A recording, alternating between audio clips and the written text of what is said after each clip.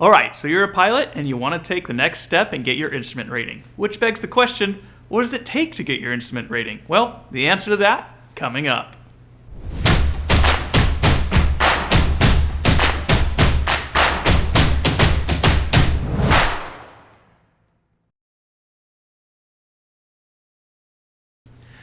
Getting your instrument rating is a great thing. It unlocks a whole new level of flying and helps you become a better, safer pilot, as well as gives you some other perks. Today, we're going to go through the requirements found in FAR section 61.65, which I'll go ahead and link down in the description below. Now, let's get started with the prerequisites. The first thing you're going to need is your private pilot certificate. If you're just exploring aviation and found this video, you can check the description down below on what it takes to get your private pilot license, or more accurately the private pilot certificate, which is what it's actually called. We go over the actual FAA regulations to get one and talk about how much it should cost you. For the next prerequisite, you need to be able to speak, write, and understand English. I know this may sound silly since it's a requirement for the private pilot certificate, but it's still a requirement here because sometimes English may not be a pilot's first language, and language skills diminish over time, so think of it more like a proficiency check. Last, you're going to need 50 hours of cross-country time as pilot in command. This is to give you real-life experience beyond your initial flight training. Now, not all 50 hours need to be completed to get started with your instrument rating, but you do need to have 50 hours before you take your instrument check ride. I recommend having about 30 to 35 hours completed before you start your instrument training, and you can complete the rest as you go through it.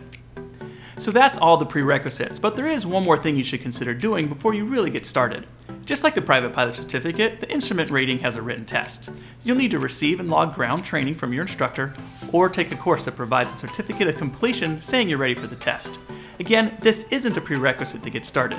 You can actually take your test at any point during your training, but we recommend getting your written done first. If you do, you'll understand what you're doing, reduce your workload, and it'll help things go more smoothly. So what's going to be covered in the test? Well, things like regulations, navigation, approach procedures, weather, aircraft operations, single pilot resource management, and decision making related specifically to instrument flight rules, or IFR for short. Alright, so those are all the prerequisites, and hopefully with your written test out of the way, you're ready for your flight training. Now, you're going to need 40 hours of instrument time that covers pre-flight preparation, pre-flight procedures, air traffic control clearances and procedures, flight by reference to instruments, navigation systems, instrument approach procedures, emergency operations, and post-flight procedures. Now the list seems short, but there's a lot of training to go over in each category.